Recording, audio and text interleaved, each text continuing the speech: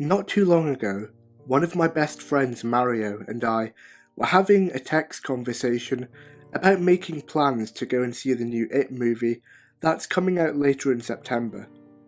Mid-conversation, Mario started talking about something completely unrelated and continually texted me a series of very creepy text messages. Yeah, I guess we'll just see who can drive that Friday whenever we meet up. We'll just play it by ear. Stop touching the thermostat. It's so cold in here. What? I'm so cold. What is this? What are you talking about? The thermostat. Stop touching it. How could I possibly be touching your thermostat right now? Are you drunk or something? Why do you keep texting like that? There was about a 20-minute pause here before he texted me back. So cold. You're starting to freak me out, Ma. What's this about? I try calling him, but he doesn't answer. Ma, can you answer your phone, please? Where are the lights? Dude, seriously, what the fuck are you talking about?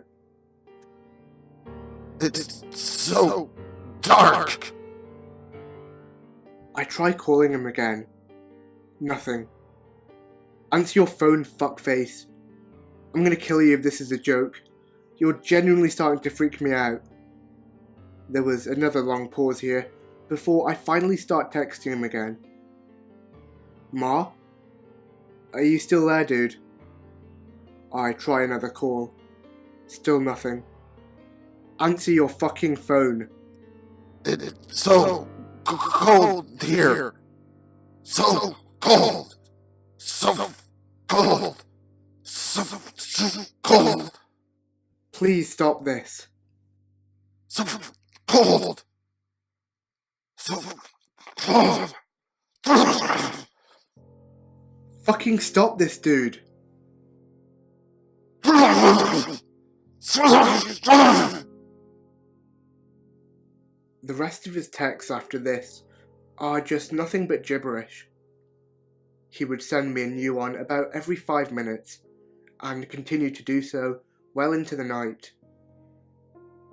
I continually told him to stop whatever it was that he was doing and tried calling him several more times, but nothing was working.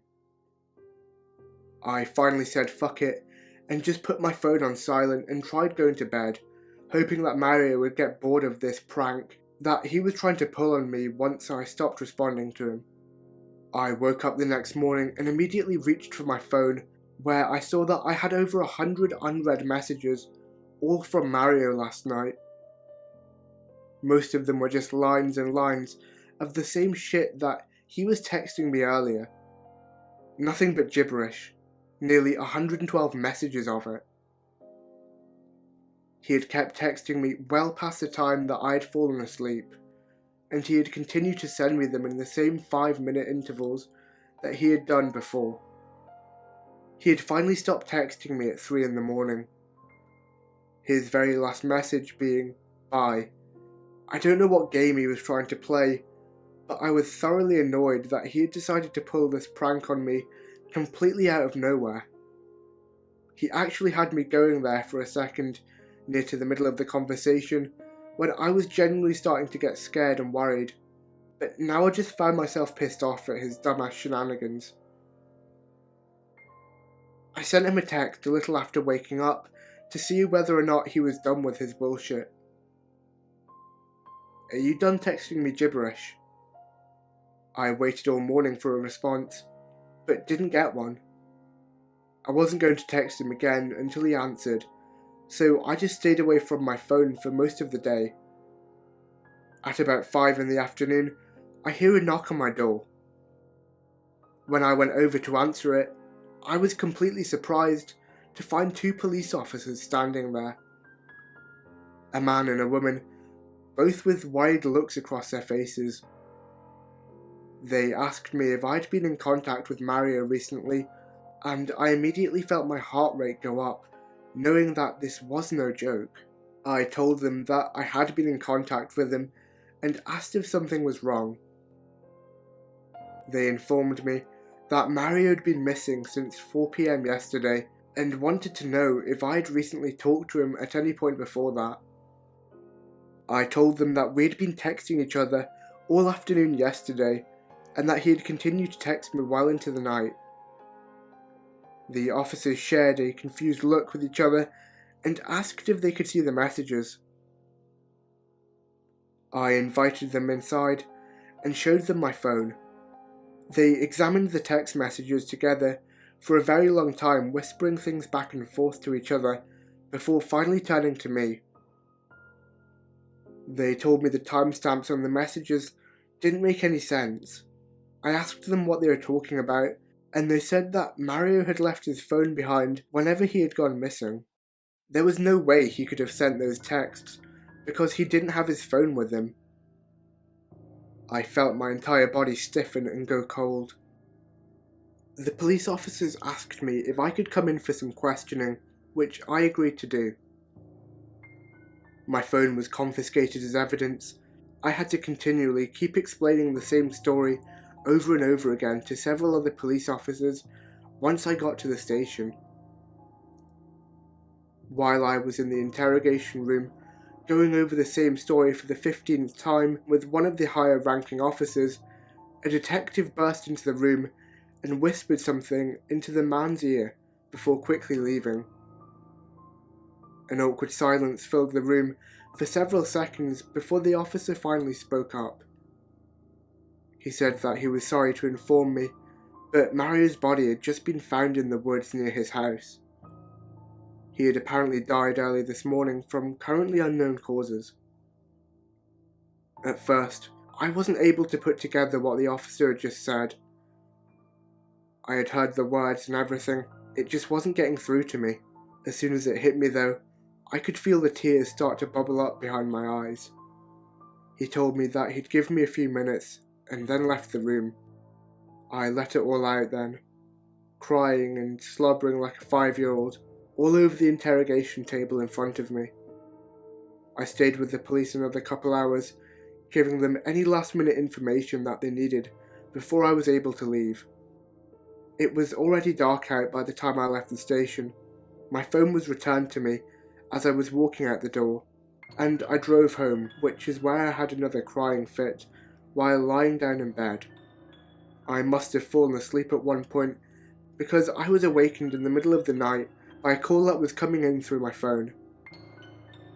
I reached over and answered it without looking at who it was.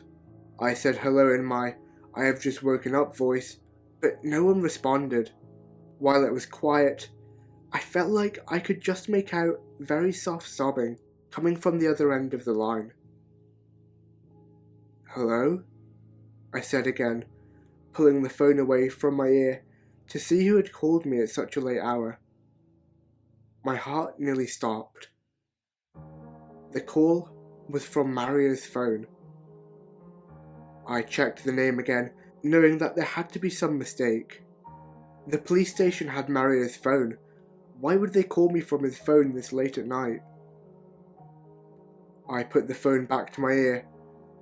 "Who is this?" I asked, not in the mood for any games.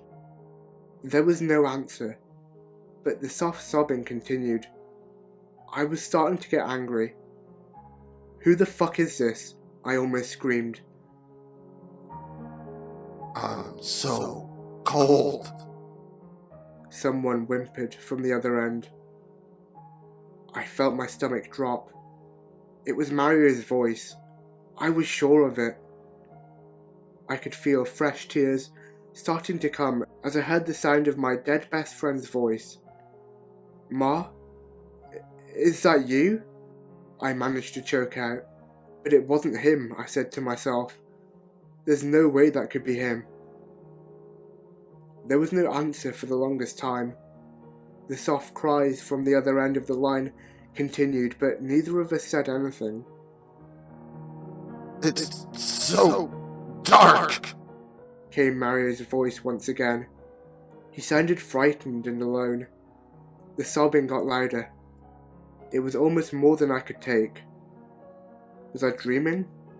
There was no way that this was all actually happening, but it seemed too real to be a dream. I didn't know what to say at this point. The crying, Mario's voice, it was almost too much for me to handle. "Mario, please," was all I was able to get out before completely breaking down into tears. After I said that though, the sobbing on the other end of the line stopped. There was dead silence for what seemed like several minutes, but couldn't have been longer than a couple of seconds. I waited for Mario to say something. After another pause, someone who was definitely not Mario said something. Goodbye. Then, the call was dropped. My breath hitched, and I stopped crying completely. I felt a chill run down my spine as the voice repeated itself inside my head.